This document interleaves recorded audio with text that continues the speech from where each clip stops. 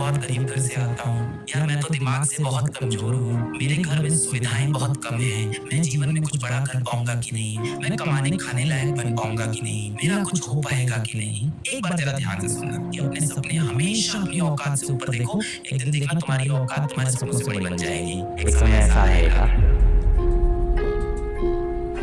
कितने घंटे पढ़ना चाहिए? कितने कम घंटों के अंदर वो तैयारी मेरी हो सकती है? सर एक मिनिमम नंबर बता दे, उस मिनिमम नंबर में पढ़ लूँ। अब भाई कितने घंटे पढ़ रहे हो उसमें ये भी तो डिपेंड करता है कि किताब खुली है उसमें आप पढ़ रहे हो कि क्या कर रहे हो। एक होता है किताब खोल के पढ़ना और एक होता है किताब खोल के और मोबाइल खोल के पढ़ना। तो इफेक्टिव आवर्स बहुत ज़्यादा इंपॉर्टेंट होते हैं। मेरे से ऐसे बहुत से बच्चे मिलते हैं जो 6 आवर पढ़ते हैं और 6 घंटे की पढ़ाई 2 साल करते हैं, आईआईटी में अच्छी रैंक से निकल जाते हैं। मुझे ऐसे बच्चे भी मिलते हैं जो बताते हैं कि हमने 2 साल तक 10-10 घंटे पढ़ाई की, उसके बाद भी मेरा आईआईटी में सिलेक्शन नहीं हुआ। तो इफेक्टिव आवर बहुत ज़्यादा मैटर करते हैं कि जितने घंटे पढ़ रहे हो उतने घंटे आप इफेक्टिव पढ़ाई कर रहे हो कि नहीं कर रहे हो। सबसे पहली चीज़, लेट अस से 60 पन्ने का एक चैप्टर है, 60 पेजेस का चैप्टर, एक एवरेज चैप्टर है। 60 पेज पलटने वाले यार कौन कहेगा? और उसमें ऐसा नहीं कि वो 60 पेज पलटने में टाइम लगेगा, नहीं। फिर आता है दिमाग, प्रोक्रेस्टिनेशन। 1 घंटे बात करेंगे इसको, चाय पी के आते हैं, फिर एक चाय पी के आए, फिर बैठे, नहा लेते हैं, बहुत दिन से नहाए नहीं है, आज नहा धो के कपड़ा बदल के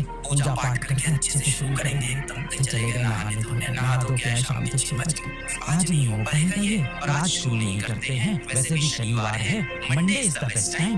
मंडे से अच्छे से पढ़ाई होगी। सबसे बड़ा भ्रम, अच्छे से पढ़ाई होगी। अगर वही चीज आपके 2 पेज में होती है ना तो आपके अंदर से हिम्मत आ जाती है उस चीज को एक बार रिवाइज करने की। तो आपके नोट जब मोटे मोटे बेटा हो जाते हैं ना, 12-12 कॉपी फिजिक्स की बनी हुई है, उसको देख के लगता है इसे कौन, अरे भाई ये कौन छुएगा, ये इस जन्म में ना होने वाला भाई। और वही अगर 12 कॉपी आप सोचो, आपकी वही 12 कॉपी लेटर से 50 पेजेस के अंदर, 100 पेजेस के अंदर समराइज, और एक चैप्टर आपका 2-2 पन्ने में खत्म हो रहा है, तो रिवाइज करने में भाई मजा आ जाए। तो पहली चीज तो जिस दिन लेक्चर पढ़ा है उस दिन उस लेक्चर के शॉर्ट नोट्स बनाएं, अगले दिन जो पढ़ा उसके शॉर्ट नोट्स बनाएं, अगले दिन पढ़ा।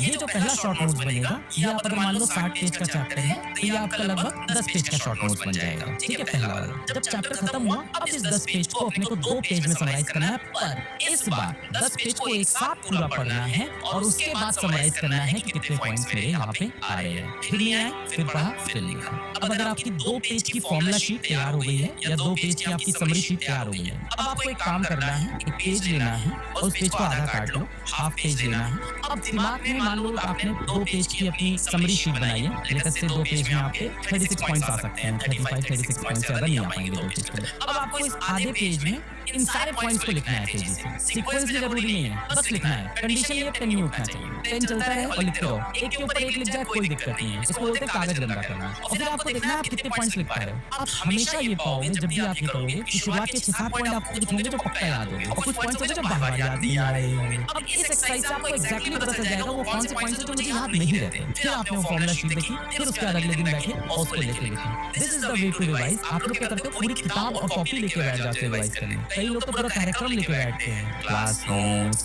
एनसीईआरटी, डीपीटी, लेक्चर, दूसरे कोचिंग का मॉड्यूल। अब ये चैप्टर बहुत अच्छे से कवर होगा, 550 सवाल करेंगे इस चैप्टर से हम। और होता क्या है, 550, 550, 550 4 चैप्टर में किए, आगे के चैप्टर में 50 हो रहे हैं। और आयरनी क्या है कि एग्जाम में आगे के चैप्टर के सवाल हो जा रहे हैं और जहां से 550 सवाल किए तो उससे सवाल नहीं हो पा रहे हैं। तो कई बार ना आप टू मच कंटेंट भी पढ़ लेते हो, you don't need to study too much content. 200 question is enough per chapter. 200 question, अब देखो इसमें भी थोड़ा सा सब्जेक्टिव है, कुछ चैप्टर्स बड़े हैं तो 250 क्वेश्चन हो जाएंगे, पर 200-250 क्वेश्चन इनफ है। आपकी एक ट्रिक सबसे जो खराब और सबसे ज्यादा फेलियर होती है वो ये होती है, यूनिट्स एंड डायमेंशंस बहुत बेहतरीन तरह से पढ़िए। यूनिट्स एंड डायमेंशन करने के बाद हर बच्चा कहता है मैं आईआईटी बॉम्बे पहुंच चुका हूं। Error analysis, yes IIT Bombay CS is done, AIIMS is done. फिर काइनेमेटिक्स आता है, फिर लगता है आईआईटी दिल्ली से काम चला लेंगे। फिर रोटेशन आते आते समझ में आता है कि आईआईटी तो आईआईटी होता है, कोई भी मिल जाए। और फिर एसएचएम आने के बाद होता है कि एनआईटी भी तो कुछ बुरा नहीं है,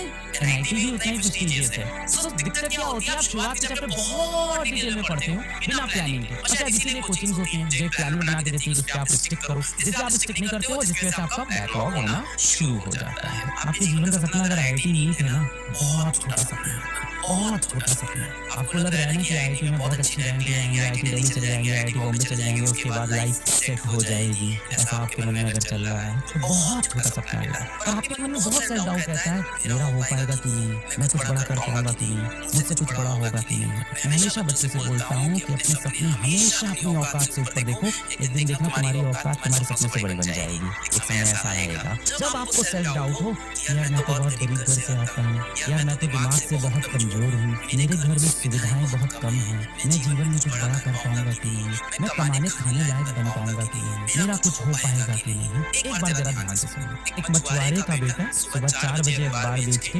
भारत रत्न अब्दुल कलाम बन सकता है, एक भजिया लगाने वाला धीरूभाई अंबानी बन सकता है, एक बस कंडक्टर भारत का सुपरस्टार रजनीकांत बन सकता है, एक मोची का बेटा अमेरिका का राष्ट्रपति लिंकन बन सकता है, तो तुम भी कर सकते हो।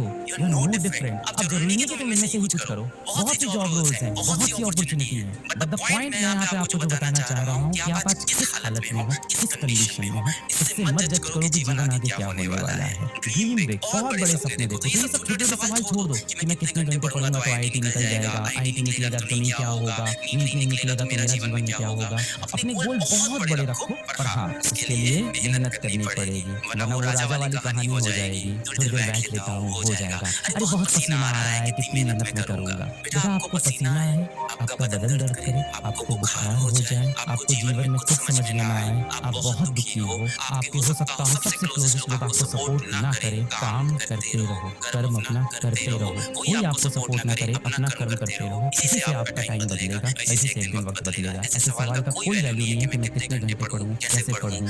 ये सारे रास्ते आप अपने आप फिगर आउट कर सकते हैं। पेशेंस रखना बहुत इंपॉर्टेंट है। और अभी आज का जो वर्तमान समय है ना, उसके अंदर जो शॉर्ट ड्यूरेशन के कंटेंट आ गए ना, उसमें हमारे अंदर से धीरज, पेशेंस पूरी तरह से खत्म कर दिया है। अभी ना हम सबको क्या चाहिए, 2 मिनट्स मैगी, 2 मिनट में बना तो बना, 2 मिनट नहीं बना तो अपन कुछ और कर लेंगे, 2 मिनट में ये बना तो बना, वरना अपन कुछ और कर लेंगे। सबसे ज्यादा इंपॉर्टेंट आपकी हॉस्टल लाइफ के अंदर या तैयारी के अंदर होता है धीरज, पेशेंस, फोकस से काम करना है। इधर उधर अपने को भटकना नहीं है, अपने एम पे, अपने लक्ष्य पे एकदम फोकस करना है। दुनिया क्या कह रही है, क्या कर रही है, क्या बोल रही है, किसी का ध्यान नहीं देना है। सबसे ज्यादा डिस्ट्रैक्शन यही होता है, दोस्त इंस्टाग्राम चला रहे हैं, वो इंस्टाग्राम पे अच्छी अच्छी फोटो डाल रहे हैं, अब यहाँ पे इंस्टाग्राम पे कुछ डालते ही नहीं है, अपने पास फोटो ही नहीं है, शायद इंस्टाग्राम ही नहीं है। फिर कोई दोस्त है वो पढ़ाई में बहुत अच्छा कर रहा है, फिर कोई आके कमरे में बोलता है, यार तूने चैप्टर नंबर 12 के अंदर क्वेश्चन नंबर 5 किया, तुम कह रहे हो चैप्टर नंबर 12 सिलेबस में है क्या? मैं तो 11 तक सोचा था, इस बारे में मैंने सोचा ही नहीं था। एक चीज ये भी ध्यान रखिए कि आपको हर किसी से उलझना नहीं है जीवन में। आप लोग डिस्ट्रैक्ट क्यों हो रहे हो?